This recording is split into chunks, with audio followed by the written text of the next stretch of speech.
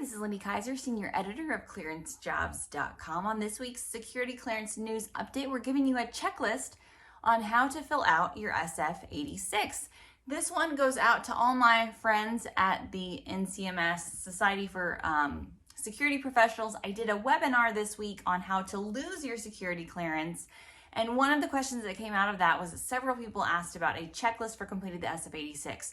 Because when we talk about losing your security clearance, either losing eligibility or being denied an initial security clearance, a lot of it comes down to basic stuff, things folks should have either known or realized before they submitted their SF-86 or common mistakes made after. So I'm going to give you 3 things to do before you submit the SF-86 and 3 things to do as you're submitting the SF-86. So again, 3 things you want to do before you submit the SF-86. Number 1, request a copy of your credit report. Financial considerations, by far the top reason for security clearance denial, along with personal conduct issues. So this is one you can just be aware of ahead of time. Are there delinquencies that you weren't familiar with? Pay those off now.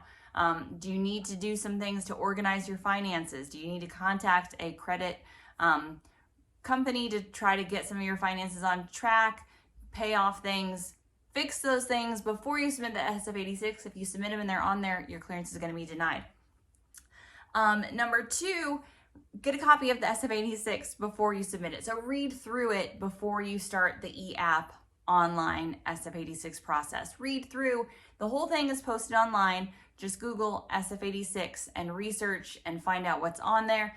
Do a little gathering, get some information together before you start working on the form.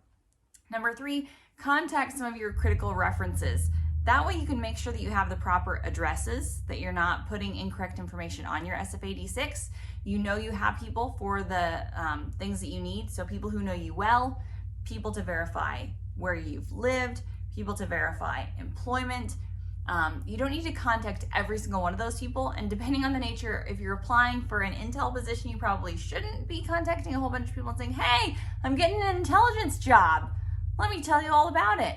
But make sure you obviously have the correct information for folks. Just say you need it for employment verification and ask for that information. Now, 3 things, checklist to do as you're filling out the SF-86. Number 1, make sure every field is complete.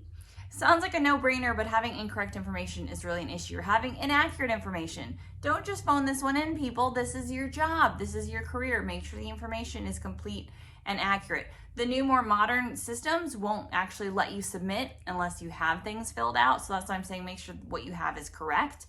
But in the old forms, a common reason that SF-86 would get kicked back is simply because information wasn't in there that needed to be. Number 2, don't provide duplicate references. So verify on the SF-86 that when you're using employment or people who know you well, or when you're verifying addresses, that those are different people. That's why when you move frequently, and if you move frequently, it's important to get to know someone at every address where you live.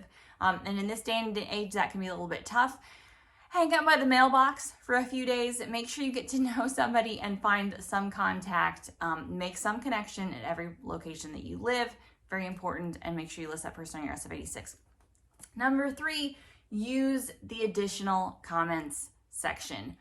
No, you don't need additional comments for everything, but when you are reviewing security clearance appeals for folks who have been denied a clearance and are appealing it, a lot of times it seems like those appeals consist of information that probably should have been listed as additional comments in the SF-86. So if you have issues with a relative with a criminal background, for instance, and you're scared to list them on the SF-86, you can't hide that information. Your clearance will get denied for personal conduct. List the individual, list the reference, and then write in the additional comments, hey, yeah, my brother's a loser. He's been to jail 5 times. We don't have a lot to do with each other. I haven't seen him in a few years. Boom, done. Won't have any issues or implications on your security clearance. There you have it. 3 things to do before you submit your SF-86, 3 things to do as you're submitting your SF-86. For the full checklist and more information about how to have a clean SF-86, what to do if your security clearance is denied, and how to make sure you're providing all the information the government needs, just visit our news articles at ClearanceJobs.com. Thanks so much. Bye.